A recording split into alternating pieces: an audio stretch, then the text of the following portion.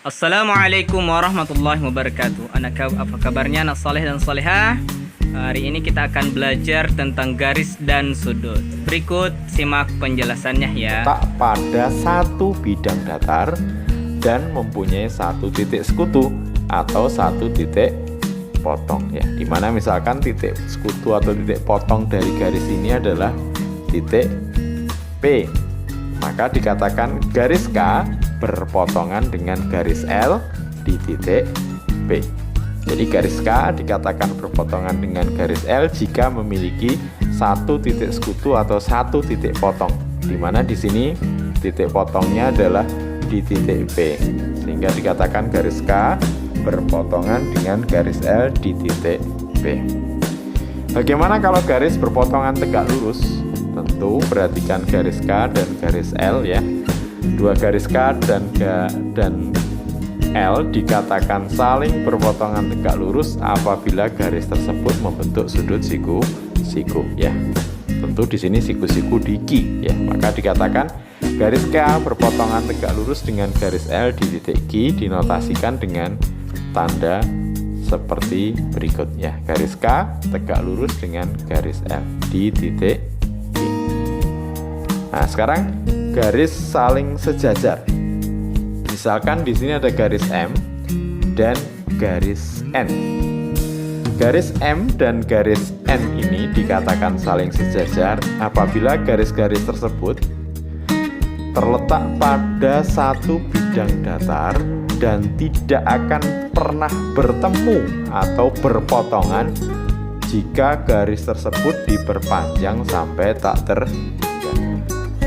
Jadi dua garis M dan N ini dikatakan saling sejajar apabila garis-garis tersebut terletak pada satu bidang datar dan tidak akan pernah bertemu atau berpotongan jika garis tersebut diperpanjang sampai tak terhingga. Sehingga dikatakan garis M sejajar dengan garis N dinotasikan dengan tanda garis sejajar berikutnya. Jadi dinotasikan garis M sejajar dengan garis N. Oke, bagaimana dengan garis berimpit? Nah, perhatikan garis P dan garis Q. Nah, dua garis dikatakan saling berimpit apabila garis tersebut terletak pada satu garis lurus, sehingga hanya terlihat sebagai satu garis lurus saja. Jadi garis P dan garis Q ini terlihat hanya satu garis saja. Katakan garis P berimpit dengan garis Q. Selanjutnya garis saling bersilangan ya. Jadi dua garis dikatakan bersilangan apabila garis-garis tersebut tidak terletak pada satu bidang datar dan tidak akan berpotongan apabila diperpanjang. Jadi tidak terletak pada satu bidang dan tidak akan berpotongan apabila diperpanjang. Nah, berikut contohnya. Garis K dan garis L itu terletak pada bidang yang berbeda. Garis K terletak pada bidang PQRS, sementara garis L terletak pada bidang TUPW. Maka ini kalau kedua garis diperpanjang jelas tidak akan saling bertemu, maka dikatakan garis K bersilangan dengan garis L. Tentu masih ada contoh-contoh yang lain ya dari garis ini yang saling bersilangan. Contoh misalkan garis K dengan garis TU misalkan ya. Garis K dengan garis UV. Garis K dengan garis SW. Garis K dengan garis QU itu contoh-contoh dari garis yang saling bersilangan ya. Oke, sekarang kita coba sajikan sifat dari garis yang saling sejajar. Oke, perhatikan kalau ada dua titik, yaitu titik A dan B, kemudian dihubungkan dengan garis M. Kemudian ada sebuah titik yang lainnya, yaitu titik B.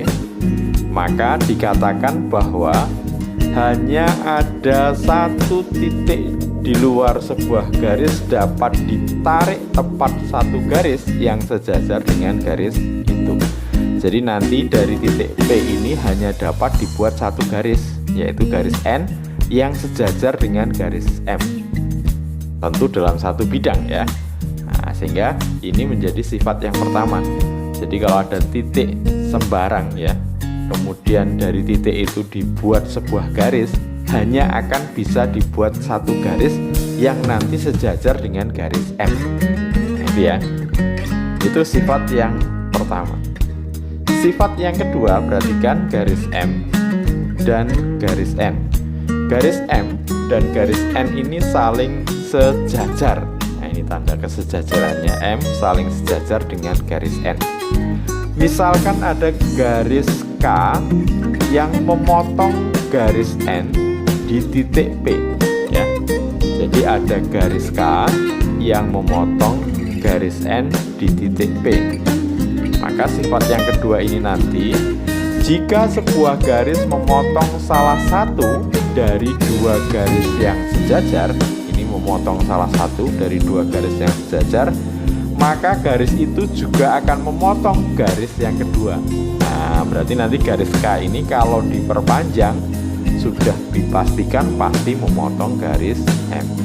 Nah, ini ya, misalkan memotong di titik G.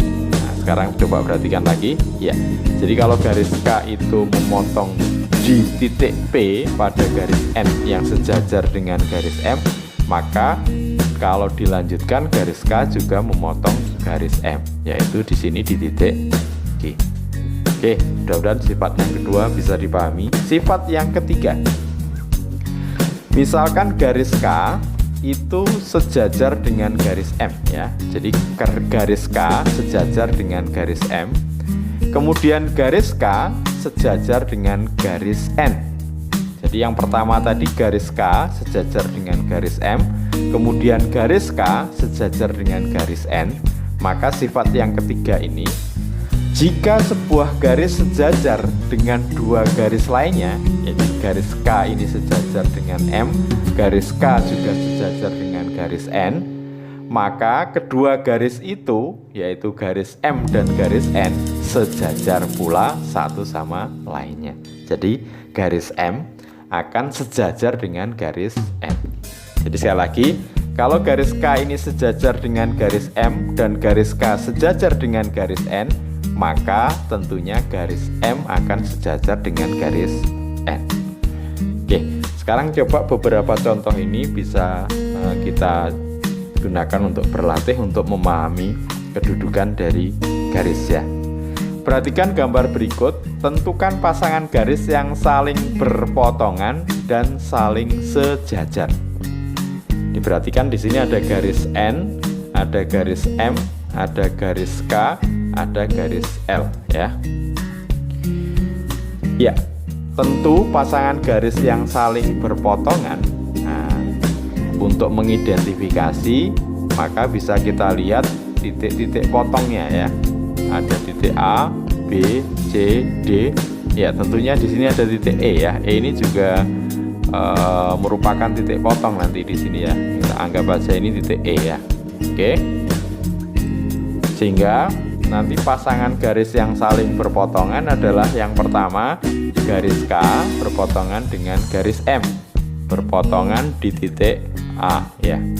Kemudian garis K berpotongan dengan garis N di titik ya, di titik B ya. Kemudian garis L berpotongan dengan garis M tentu di titik C ya. Kemudian garis L berpotongan dengan garis N di titik D. Nah, tentu yang terakhir nanti adalah ya garis M dan garis N berpotongan di titik E ya. Kurang satu ya. Ada 5 pasang garis yang saling berpotongan. Sementara pasangan garis yang saling sejajar, nah tentu ya garis K dan garis L. Garis K dan L ini kalau diperpanjang tidak akan pernah berpotongan atau bertemu, sehingga dikatakan garis K dan garis L itu saling sejajar ya. Oke, berikutnya Perhatikan gambar berikut ya. Tentukan semua garis yang bersilangan. Kali ini yang ditanyakan adalah garis yang bersilangan dengan garis EG, CF, dan AC. Kita mulai dari garis EG. Nah, ini garis EG ya. Berarti garis EG ini berada pada bidang EFGH. Ingat, bersilangan adalah dua garis yang terletak pada bidang yang berbeda, yang kalau diperpanjang tidak akan pernah bertemu. Nah, tentu bidang yang berbeda yang bisa kita amati pertama adalah bidang ABCD ya. Pada ABCD ini ada beberapa garis ya, ada AB, BC, CD, AD, dan AC. Nah, kalau AC jelas sejajar ya, karena ini kalau diteruskan ini jaraknya sama terus ya, maka ini AC bukan saling bersilangan, sehingga yang saling bersilangan tentu adalah AB ya, AB, kemudian BC atau AD, kemudian BC, kemudian CD. Jadi semua rusuk yang ada di bawah ini bersilangan dengan garis EG. Masih ada lagi ya tentunya, yaitu CF. Nah, CF ini di bidang yang berbeda juga dan tidak akan pernah berpotongan. Masih ada lagi? Ya, masih ada ya. Yang berikutnya adalah DH. DH ini juga berbeda. Nah, ini kalau dilanjutkan juga tidak pernah berpotongan. Masih ada satu lagi yaitu ya BF ya. Jadi BF dan EG tidak akan pernah berpotongan. Maka dikatakan bersilangan karena bidangnya berbeda. Berikutnya, CF itu akan bersilangan dengan, nah ingat CF itu pada bidang BCGF. Maka bidang yang jelas berbeda adalah ADHE. Maka semua rusuk pada ADHE ini bersilangan dengan CF, yaitu AD, AE, EH, dan DH. Nah, sekarang temukan yang lain selain itu. Nah, tentu kalau kita amati ada AB, ada HG. Nah, ini juga di bidang yang lain kalau diperpanjang juga tidak pernah berpotongan. Jadi ada EG juga ya. Tentu EG ini juga EG, AB, dan HG ya. Oke, terakhir adalah AC ya. Tentu AC nanti kalau kita amati karena AC itu pada bidang ABCD, maka seluruh rusuk pada EFGH itu jelas akan bersilangan. Sedangkan EG itu sejajar AC. Nah, berarti tidak bersilangan ya. Sehingga kita dapatkan EF, EH, FG, HG itu jelas bersilangan dengan AC. Masih ada lagi ya. Tentu kalau CF bukan ya, karena berpotongan di titik C. Tentu BF dan DH ya, DH dan B. Oke, mudah-mudahan bisa dipahami pada topik kedudukan garis. Sampai ketemu pada video berikutnya. Tetap semangat, matematik is very easy. Terima kasih. Baik anak soleh dan solehah, itulah penjelasan tentang garis ya, kedudukan garis. Disimak dengan baik. Insya Allah kita akan lanjutkan pembelajaran pekan depan. Assalamualaikum warahmatullahi wabarakatuh.